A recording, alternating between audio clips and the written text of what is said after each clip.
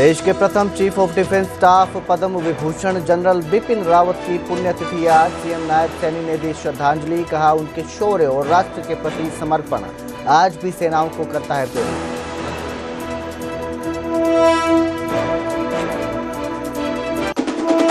इस news headlines के प्रायोजक पतंजलि गाय का घी, माँ का भरोसा, प्यार से परोसा।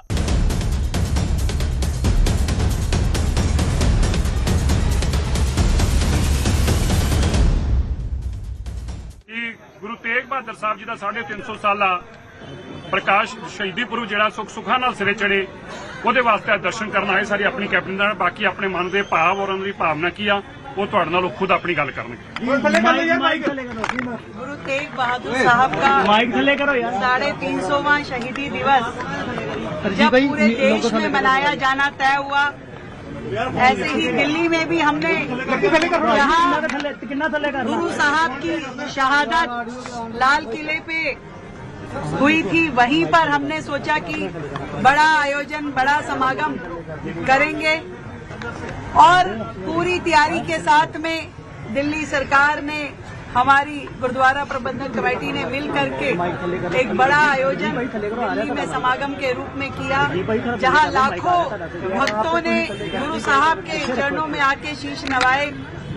हमने कार्यक्रम से पहले यही सोचा था कि ये कार्यक्रम गुरु साहब के आशीर्वाद से ठीक ठाक हो, किसी भी प्रकार की कोई दिक्कत किसी भी व्यक्ति के साथ आने वाले किसी भी हमारे भक्तजन के साथ ना हो, क्योंकि उससे पहले जब दिल्ली में लाल किले पे ही आतंकी हमला हुआ था तो मन में थोड़ा डर था कि गुरु साहब आपकी शहादत को नमन करने के लिए दिल्ली सरकार ने ये कार्यक्रम तो रखा है, पर आपके ही आशीर्वाद से ये ठीक ठाक हो जाए।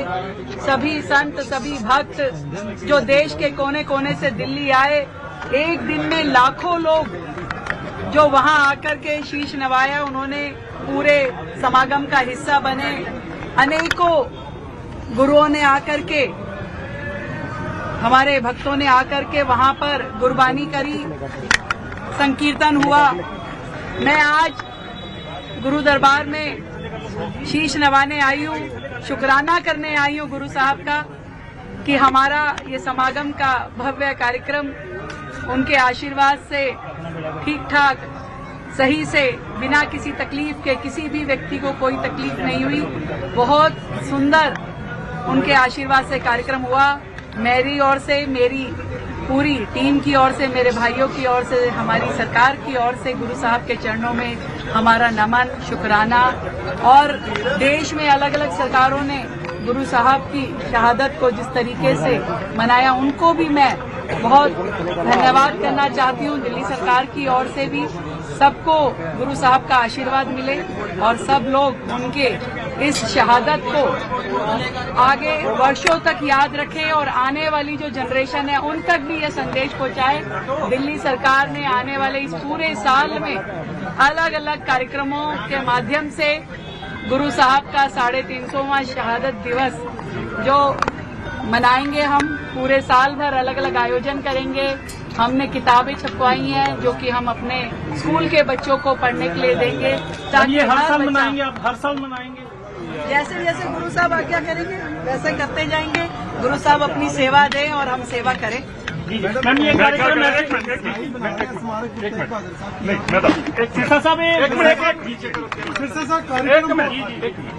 मुख्यमंत्री जी ने अपनी गल कहते हैं एक लाइन कही है, मैं उन्होंने क्लैरीफाई थोड़ा कर देना। तुसीं वो गलती ना कहा कि लाल किले ते शहादत शीशगंज साहब वही ਉਹਦਾ साक्षी माड़ा जी क्लैरीफाई मैं सुन रहा था। क्या जो भाजी मैं गुरु साहब की शहादत शीशगंज गुरुद्वारे पे चांदनी चौक के चौक पे हुई और लाल किला उसका साक्षी रहा है। और लाल किले ने जहां गुरु साहब की शहादत देखी, वहीं उन्होंने दिल्ली सरकार के द्वारा जब समागम किया गया तो लाखों श्रद्धालुओं की श्रद्धा भी देखी, जहां गुरु साहब के जयकारे लगे और लोगों ने उनके चरणों में नमन किया। ठीक है सर। सब जो शीशगंज गुरुद्वारा लाल किले से जाया जाता है, संगत को बहुत परेशानी आती है क्योंकि रास्ता बंद है, बुजुर्ग भी लोग होते हैं, तो हेरिटेज बना रहे हैं। सिरसा ਸਾਹਿਬ ਦਿੱਲੀ ਰੇਲਵੇ ਸਟੇਸ਼ਨ ਦਾ ਜਿਹੜਾ ਨਾਮ ਹੈ ਗੁਰੂ ਤੇਗ ਬਹਾਦਰ ਜੀ ਦੇ ਨਾਮ ਦੇ ਉੱਤੇ ਰੱਖਣ ਦੀ ਇੱਕ ਤਜਵੀਜ਼ ਰੱਖੀ ਗਈ ਸੀ ਕਿ ਐਮਪੀ ਔਜਲਾ ਸਾਹਿਬ ਵੱਲੋਂ ਕੀ ਕਹਿਣਾ ਚਾਹੁੰਦੇ ਹੋ ਕਿ ਇਹ ਤੁਹਾਨੂੰ ਪਤਾ ਕੇਂਦਰ ਦਾ ਮਸਲਾ ਹੈ। ठीक है, थैंक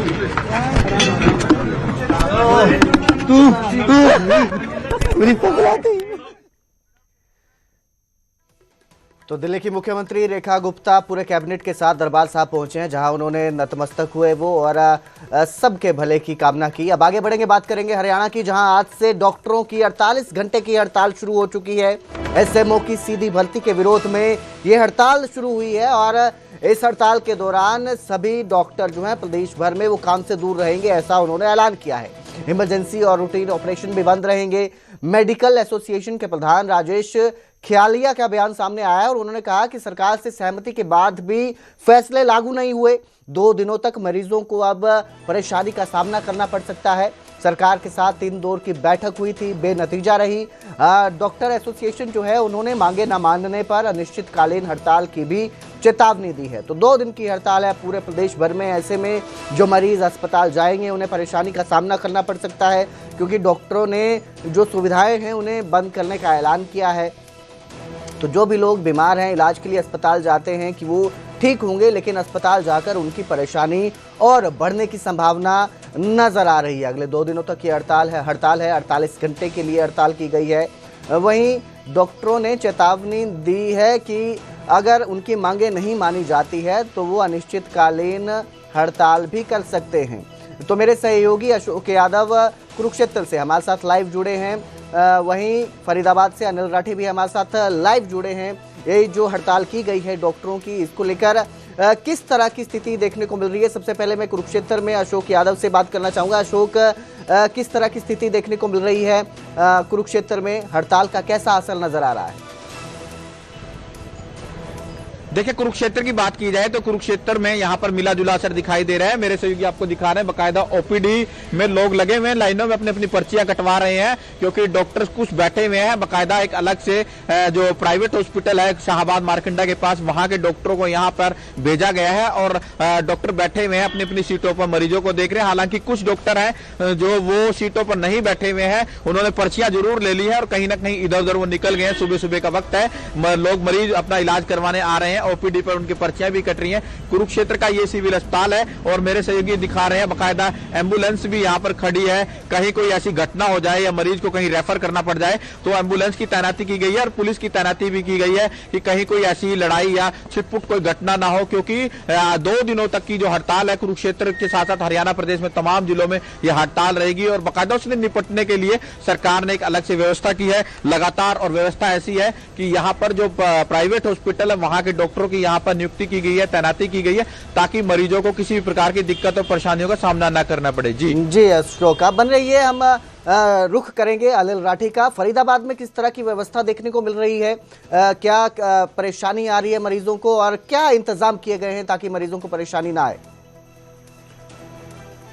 बिल्कुल कुलदीप, देखिए फरीदाबाद की बात कर जाए तो फरीदाबाद में भी जो इस हड़ताल का असर है वो मिला जुला दिखाई दे रहा है। कुछ अस्पताल जैसे कि बादशाह खान अस्पताल है उसके अंदर काफ़ी समस्याओं का सामना करना पड़ रहा है जो मरीज पहुंच रहे हैं, क्योंकि अमूमन वही एक अस्पताल है जहां पर कि दूर दराज से, चाहे पलवल की बात कर जाए, होडल की बात कर जाए, वहां के मरीज जो है वो सीधे बीके हॉस्पिटल पहुंचते हैं। और इसके पश्चात वहां पर तमाम जितने भी सरकारी जो परमानेंट डॉक्टर हैं उन सभी ने पूरे तरीके से टूल डाउन किया हुआ। उन सभी ने जो है वो आज अपनी किसी भी ओपीडी या फिर कोई भी सेवा जो उनकी होती है वो किसी भी तरीके से नहीं दे रहे। हालांकि सरकार की तरफ से जो है वो इंतजामात जरूर किए गए हैं, कुछ न कुछ देख सकते हैं कि मैं आपको दिखा भी देता हूं कि किस तरीके के इंतजामात हैं कि यहाँ पे ट्रेनी डॉक्टरों को जो है वो बाकायदा लगाया गया है। कुछ ओपीडीओ में ट्रेनी डॉक्टरों को लगाया गया है, साथ ही साथ कुछ जो नर्सिंग स्टाफ है उनको लगाया गया है और कहीं ना कहीं जो डीसी ग्रेड पर जितने भी कर्मचारी हैं उनको लगाया गया है। तो इसी तरीके के हालात जो है वो अलग अलग अस्पताल अस्पतालों में है और तमाम जितने भी फरीदाबाद के सरकारी अस्पताल हैं उनमें इसी तरीके का इलाज है।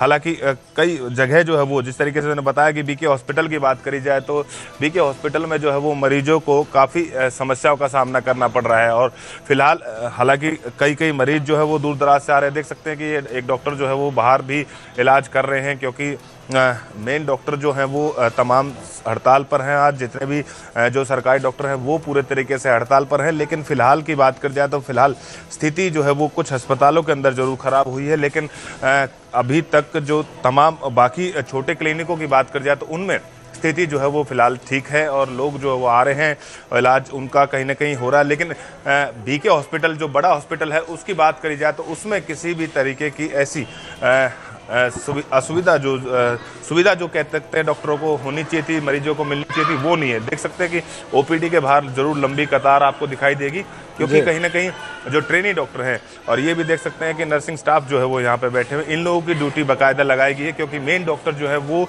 यहाँ पे नहीं है किसी भी अस्पताल के अंदर हैं। क्योंकि साफ तौर से उन्होंने कहा कि सरकार ने जब तक उनकी जो मांग है उनको पूरे तरीके से अमेंडमेंट नहीं किया गया, और जिस तरीके से क्योंकि डायरेक्ट एसएमओ की भर्ती है तो उससे सीधे तौर पर उनको कहीं ना कहीं काफ़ी समस्याओं का सामना जो है वो करना पड़ता है, और उनके भविष्य एक तरीके से अंधकार में है। क्योंकि पिछले लंबे समय से बात करी जाए तो लगभग 20 से 25 साल से जिनकी कार्यकाल हो जाता है डॉक्टरी का और उनको प्रमोशन नहीं मिलता, तो उससे साफ है कि कहीं ना कहीं उन लोगों के भविष्य जो है वो उज्जवल नहीं हो पाता। तो हालांकि सरकार जिस तरीके से कह रही है कि दिशा निर्देश भी दिए हैं कि पूरे तरीके से इंतजाम किए हुए हैं, और इसी तरीके के हालात जो है वो फरीदाबाद के अलग अलग अस्पतालों में देखने को मिल रहे हैं। जी बिल्कुल, बहुत बहुत शुक्रिया इस तमाम जानकारी के लिए अनिल राठी। हमारे साथ जुड़ने के लिए बहुत बहुत शुक्रिया अशोक यादव।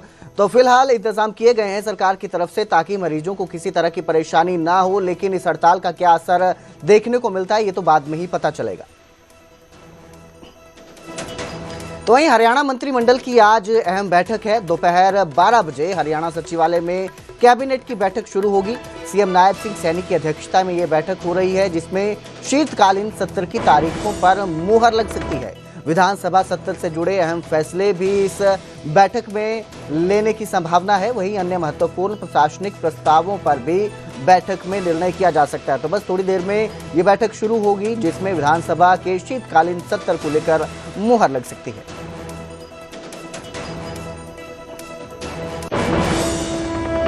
रोहतक बास्केटबॉल कोर्ट हादसे में एफआईआर दर्ज कर ली गई है। परिवार की शिकायत पर अज्ञात के खिलाफ केस दर्ज किया गया है।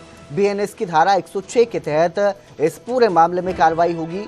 वहीं आरोपियों के खिलाफ परिवार की तरफ से सख्त कार्रवाई की मांग की गई है।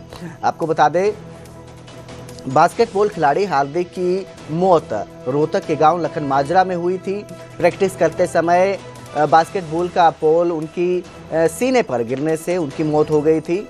वैसा ही एक सेम हादसा सामने आया था बहादुरगढ़ से भी, जहां अमन की मौत हो गई थी। पोल गिरने के कारण ये हादसा हुआ था। दोनों जगह पर नॉमिनेशन का 7वां दिन है। अपराधियों के अड्डों पर लगातार छापेमारी अभियान जारी है। 7 दिसंबर को 768 ठिकानों पर बड़ी रेड की गई थी और अभी तक ऑपरेशन हॉटस्पॉट के तहत 81 मुकदमे और 137 गिरफ्तारियां की जा चुकी हैं। गिरफ्तारों में 17 कुख्यात अपराधी भी शामिल हैं। आर्म्स एक्ट में 7 केस और 8 गिरफ्तारियां हुई हैं। हथियारों में कट्टे, पिस्तौल और कारतूस बरामद है। वहीं कई ड्रग तस्कर भी इस ऑपरेशन के तहत पकड़े गए हैं। वहीं ड्रग की भी बरामदगी हुई है।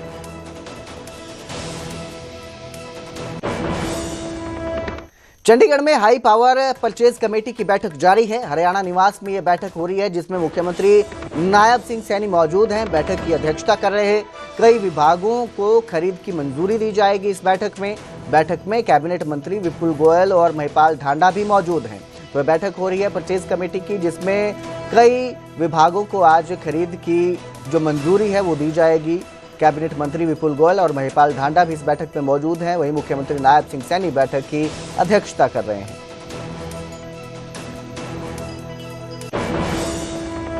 साइको किलर पूनम का शिकार बनी मासूम का आखिरी वीडियो सामने आया है। जागरण में माता के रूप में 6 साल की विधि नजर आ रही है।